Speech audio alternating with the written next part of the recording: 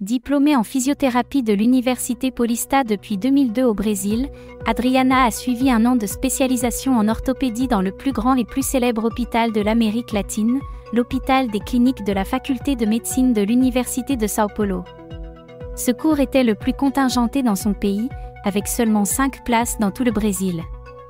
À la suite de cela, Adriana a travaillé pendant 8 ans dans le milieu privé en réadaptation pré- et post-chirurgicale orthopédique, notamment les chirurgies de la colonne vertébrale en leur offrant comme outil de traitement la gymnastique holistique.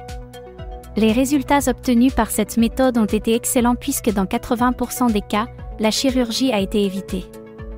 La méthode de gymnastique holistique a été créée par un médecin et physiothérapeute allemande, Dr Lili Ehrenfried.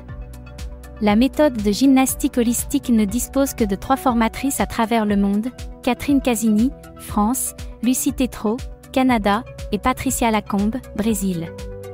En 2016, grâce à sa réussite du programme de qualification en physiothérapie à l'Université de Montréal, Adriana a eu l'opportunité de faire des stages dans d'importants établissements de Montréal tels que l'Institut Jean Gralincey de Montréal ou l'hôpital Hôtel-Dieu.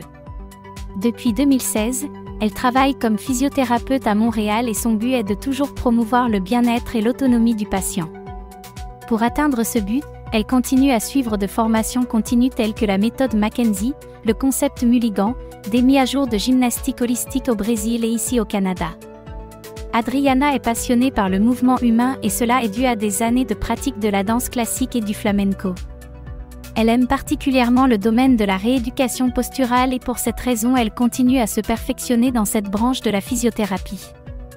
En janvier 2022, Adriana s'est spécialisée dans le pilate au sol et avec comme intention de continuer à faire du pilate avec des appareils et d'autres méthodes qui travaillent le corps de façon globale. Sur une note personnelle à mon sujet, j'ai eu mon premier contact avec la physiothérapie dans une période très désagréable de ma vie.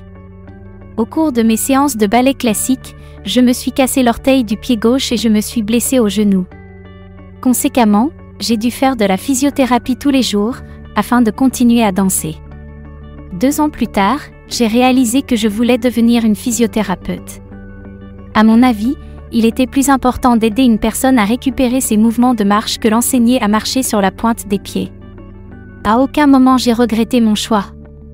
En fait, je crois fermement que la physiothérapie m'a choisi, et non l'inverse.